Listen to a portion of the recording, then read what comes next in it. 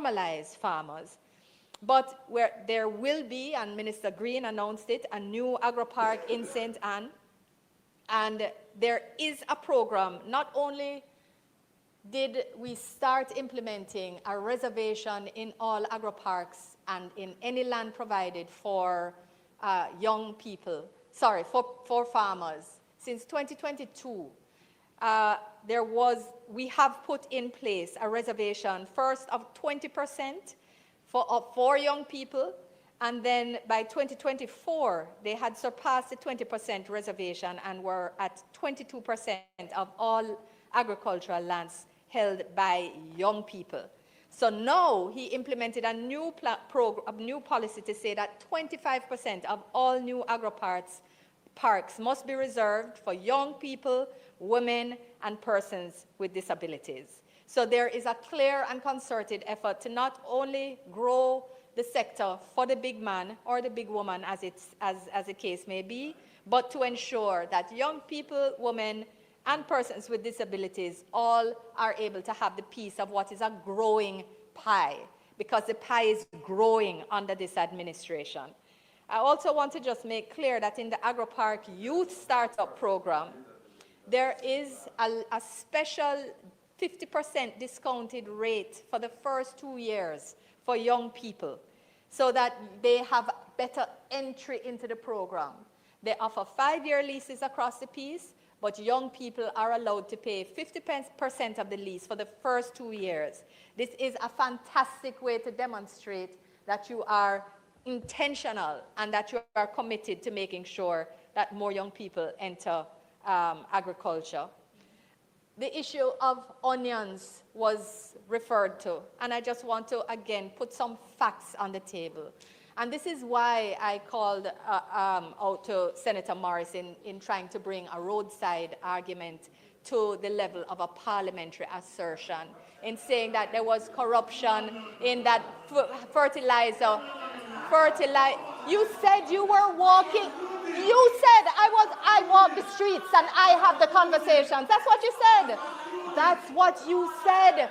I am using your words. Sorry, Mr. President, but I was using her words, not my words, her words. She tried to dismiss my assertions by saying she knows it because she has been walking in the streets and talking with the people. Those are not my words. No. You know, you are attaching meaning that doesn't exist. That is not what I am saying is, that for the 4-year period, because there was an assertion about importing more onions, that we are importing onions and putting onion farmers, local farmers out of work. For the 4 years of 2012 to 2015, under the PNP administration, 1,258 containers of onions were imported. Under this government, from 2021 to 2024, 659 containers of onions, Mr. President. 1/2. Everything else is local production. Facts matter. And this is why I'm saying you cannot just tell me that somebody said to you, and therefore you say, and somehow it sits in Hansard. Hold a second. Senator Brown, Senator Allen, and Senator Morris. Senator Brown said when one person is speaking, stick to the standing order and let us have the speaker speak in silence. So I would ask that the three of you practice, follow Senator Fraser Beans. Senator Fraser Beans. All right. Mr. President, I just want to, I'm almost at the close of my responses, Mr. President, and I've already spoken about the 66% of persons surveyed under the JCC's index that stated that 66% were interested in agriculture. I'd made that assertion earlier, but I also got the figure that since 2021, the registered farmers have moved from 240,000 to 270,000. That's 30,000 100,000 new farmers in the sector coming in, tapping into formal access to resources and support that help with productivity, Mr. President. So we really have to recognize that it's not enough to simply say that things are not happening or that things need to be done. The truth is that much of what they say is a good idea. We're doing it already. That's the reality. That's the reality. So even this magic figure of 25% reduction of imports, we've been working at the head of the CARICOM 25 by 25 program for I don't know how many years since it was introduced by the president of Guyana. It was disrupted by COVID by 2 years, recognized. So it's now 25 by 25 plus, but Jamaica was leading with the largest reductions in imports in the products which we had signed up to reduce our imports until burial. And we have in fact been clawing back ground. So I just want to say, Mr. President, that the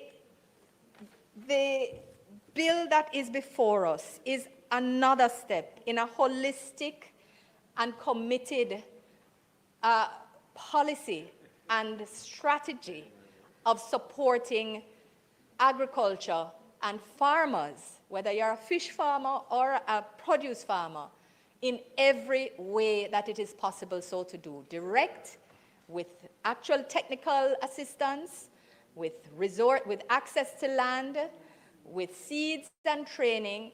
Mr. President, we are also supporting with security to actually help with the predictability of the value of your investment in farming. So, Mr. President, the reference also that we seek to recognize that this is not a minor matter was one that I dealt with up front by saying that it is clearly high profit, organized strategy. I even mentioned the international aspect of it in terms of the guns for food with Haiti. This is not small fries, and we are not treating it that way. And I just feel that it's important that we recognize that these things are being done and treated with strategically and holistically. And that is why we say that we are demonstrating actively every day and in every sector that we choose Jamaica, and we ask for the public support as we continue to so do, including as we close this bill, and I ask for second reading. Thank you, Minister. The question is that the bill be read a second time. Those in favor? Those against? The ayes have it. An act to amend the Predial Larceny Prevention Act, read a second time. Senate will now resolve itself into a committee of the whole Senate to consider the bill clause by clause.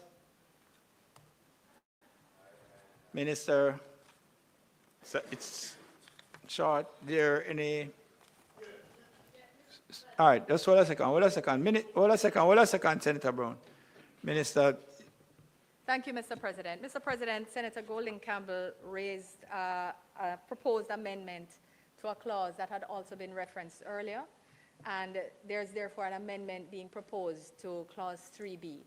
I'm just suggesting that when you reach there, we take that, but okay. Other than that, we could likely proceed en bloc. All right, so I put clauses 1 and 2. Those in favor? Those against? Ayes have it. Clause 3. Mr. President, as was highlighted, there was a concern regarding the threshold for persons to exercise an appropriate refusal, let me call it that, to cooperate in circumstances, and that reducing that from lawful to reasonable would provide a better balance in the Act. And given that this Act comes from the is actually this section has long existed, and in fact existed, it was taken from the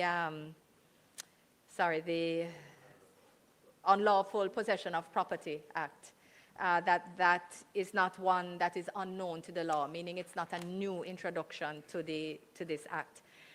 We made a quick check with the Attorney General's chambers, and with the ministry to check if it's fine with policy. So we would propose that section 11.4 be amended by deleting the word lawful and substituting therefore the word reasonable.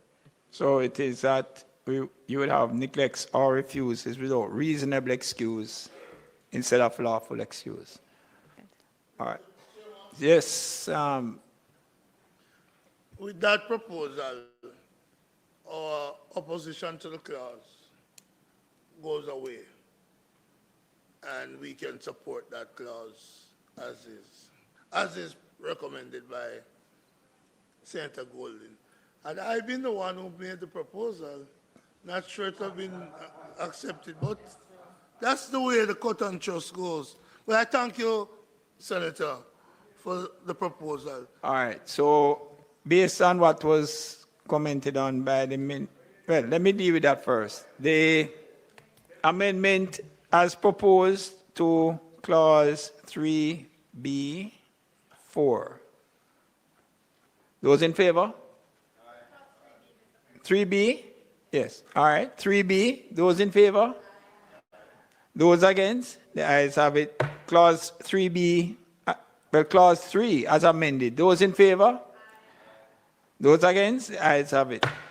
So based on the comments that were made before, and I believe that there is consensus between across the aisle. So we will be taking clauses 4, 5, 6, 7, 8, 9, 10, 10, and 11. Yes, I think I saw 11 now. Yes. So clauses 4 through to clauses 11 we'll take on block. Those in favor? Those against? The ayes have it. I put the schedule. Put the schedule.